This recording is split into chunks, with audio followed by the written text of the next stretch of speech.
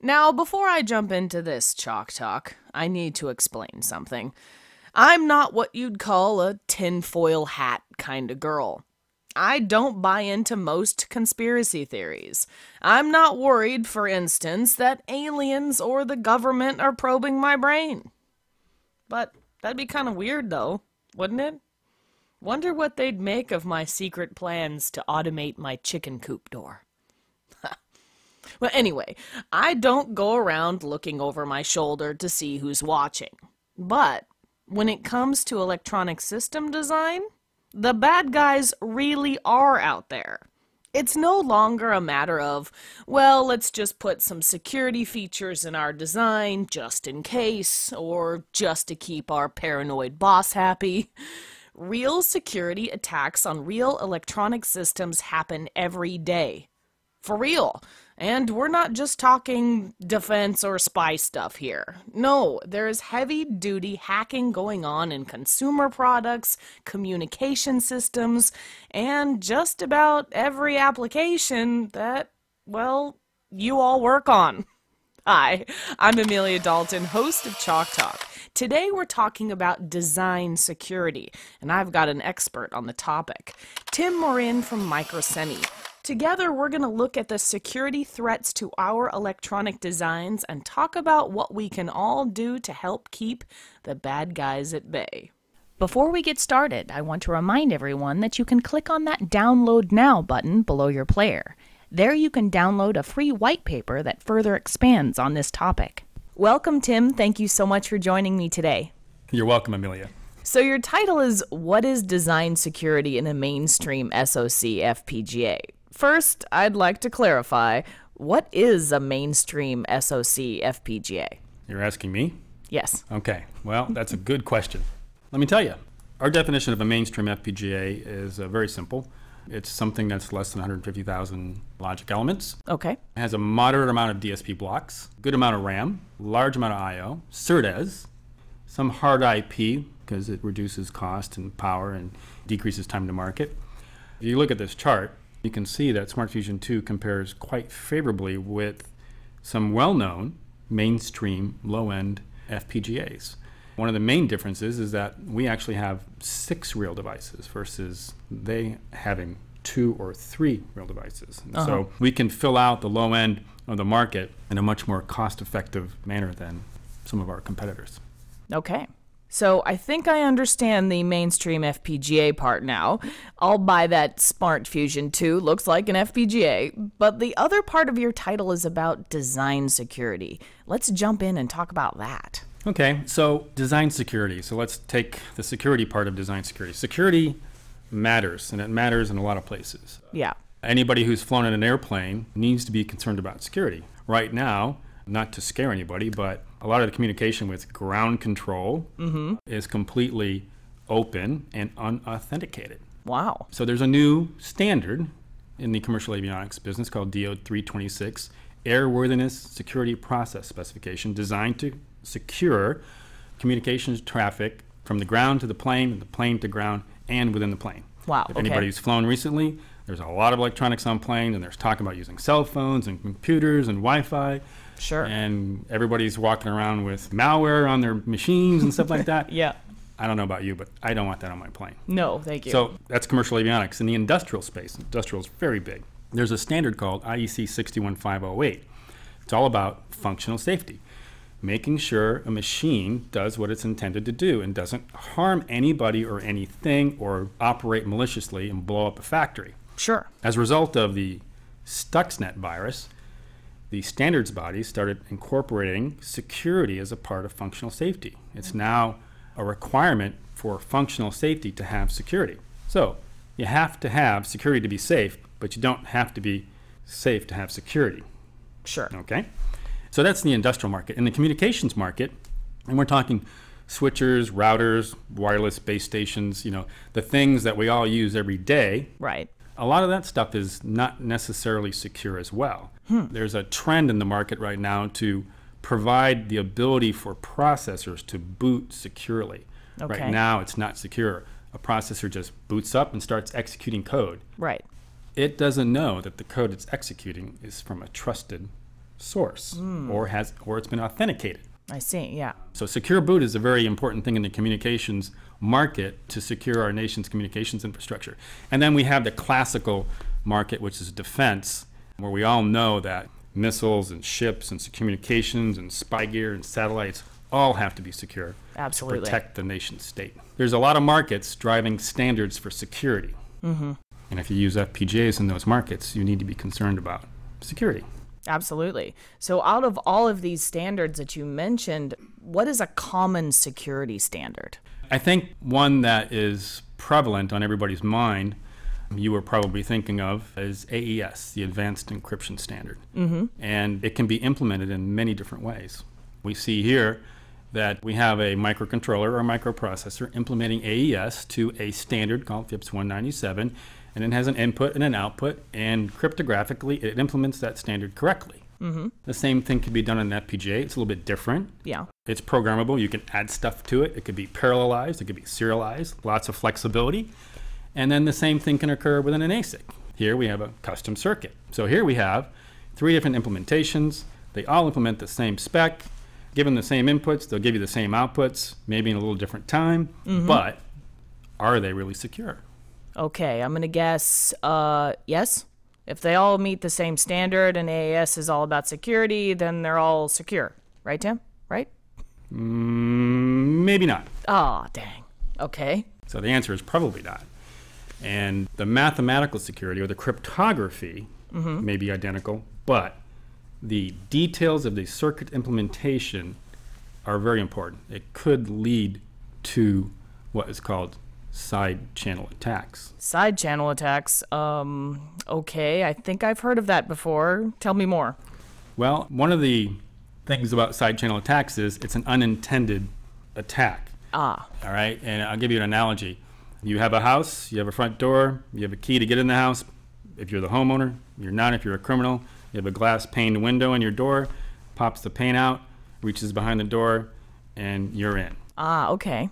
So in these devices, like microprocessors, FPGAs, and ASICs, you can find things in the market, ICs in the market, that are resistant to these side channel attacks. Okay. And for the microcontroller aspect of this implementation, you typically find those in smart card ICs, which are used in cell phones for SIM cards and credit cards for financial transactions. All right. Now, the manufacturers of those devices typically want to sell to a handful of customers in super, super high volume. They just don't want to deal with you, the guy who wants to buy 10,000 pieces. No. On the ASIC side of things, customers are free to implement what they want. ASICs are expensive to implement. Secure ASICs are even more expensive because when you're designing security, you have to meet the functional requirements of the chip, but you also have to meet the security requirements as well. Right. And the security requirements are being resistant to side channel analysis. So you have to go through this extra analysis design phase and iterate through that cycle more, which adds to your schedule, which inherently adds to cost. Right. Okay, Tim, specifically, what do you mean by side channel analysis? Well, I kind of alluded to it earlier about breaking into a house by popping in a window. And that's a side channel for a physical structure. Sure. Okay. Here's an example of doing side channel analysis for an electronic piece of equipment. And there's some major components to this block diagram here. We have input data, which is ciphertext. So in this particular case, this is a piece of electronic equipment that's decrypting information. We have a security boundary so that when you decrypt the data, it goes to something else and has to use that data. Right. And then we have this little machine, looks like a recorder, that does the side channel analysis. And then we have this red arrow coming down, and this is what's called the unintended side channel. Ah, okay. And these side channels can be, it could be electromagnetic radiation, it could be timing information that leaks information, it could be light, and it can also be power dissipation. Wait, power, you mean like differential power analysis? I've actually seen DPA before. It's pretty amazing and pretty scary. Yeah, it's actually pretty cool. Yeah. Depending on which side of the fence you're on. Very true. Yeah. So what is differential power analysis? Let's say in the context of AES. AES operates in what's called rounds. You go through a round. A round is roughly 8 bits at a time of a, say, 128-bit key. And you essentially, out of that 8 bits, you guess each time one version of that 8-bit. So 256 guesses. You correlate that to the power measurements. That's the side channel machine that's doing the analysis. And you'll find out that when you guess a correct 8-bit portion of the key, you will get a power spike.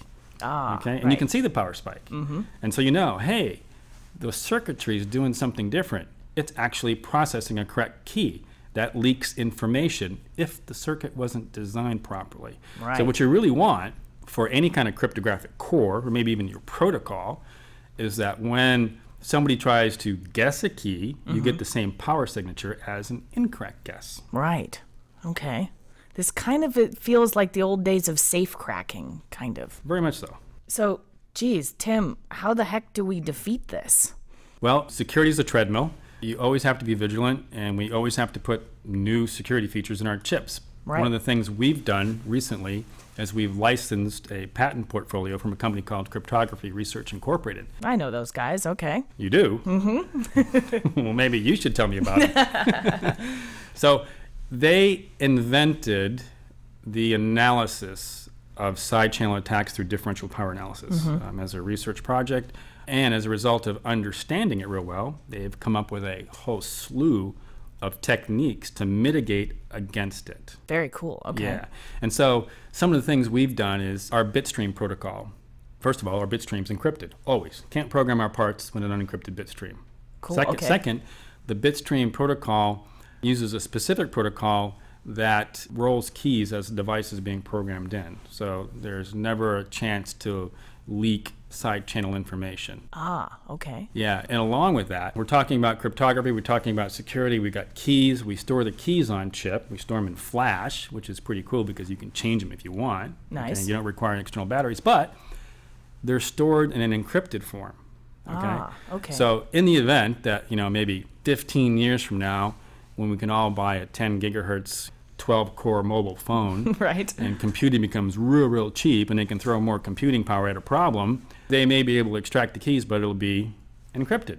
Right. Okay, and so these layers have all been built into our device, and what it does is allow our mainstream FPGA customers to be secure in the fact that what they put in the device actually stays in there. So we've talked in the beginning about how this is a mainstream FPGA, and I've read about some well-publicized attacks on other mainstream FPGAs using DPA. That is true, and as I mentioned, security is a moving target. We're on a treadmill of improvement, always. Even our old devices have been compromised, although in a way that would be very difficult to implement in real life. And to our knowledge, our competitors have not licensed a DPA patent portfolio from Cryptography Research Incorporated. So I think what we could safely say is that for a mainstream FPGA today, I believe we're the only game in town that is a DPA resistant FPGA. So you can be assured that your design stays in. So we're pretty confident about that and pretty happy.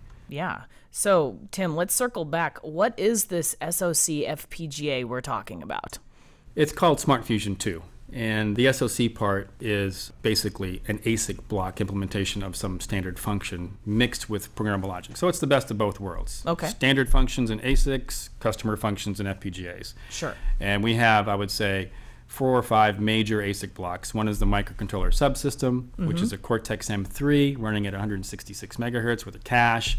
Error correction built into the memories because security and reliability go hand in hand these days. True. We have other ASIC blocks. We have a couple of DDR controllers, DDR3 running up to 667 megabits per second with built-in error correction and detection as well. We have PCI Express hard macros, so it means we have SERDES. We could do 5 gig SERDES on very low gate count parts. We have a system controller, and this is where all our security magic happens. Okay. That's where we have AES, SHA-256, we have elliptical curve cryptography, we have a PUF, which is a physically unclonable function, and a random number generator. And this system controller manages programming the device and offers up those cryptographic accelerators to the user in the form of what's called system services. And then the FPGA fabric. It's completely different than what people expect from Microsemi's SoC division.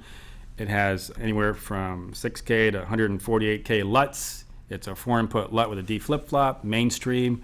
It's got 18x8 multiply accumulates that run on 300 megahertz, lots of RAM, lots of gates. It's mainstream, and it's all secure. All right, Tim, this was a lot to cover today, and my head's kind of spinning. Let's circle back and recap what we've talked about today. Okay, so we said, what is design security in a mainstream FPGA? Well, yeah. Let's define design security. Design security is the assurance that your intellectual property, your design, is secure and operates as intended for the life of the product. Right. That's design security. And the mainstream FPGA is SmartFusion 2. Gotcha. Available today. Great. Well, I think that's all I have time for today. Thank you so much for joining me, Tim. It was a pleasure speaking with you. See you around. And before we go, don't forget to click that Download Now button below the player to download a free white paper that further expands on this topic. For Chalk Talk, I'm Amelia Dalton. For more Chalk Talks, check out the on-demand section of eejournal.com.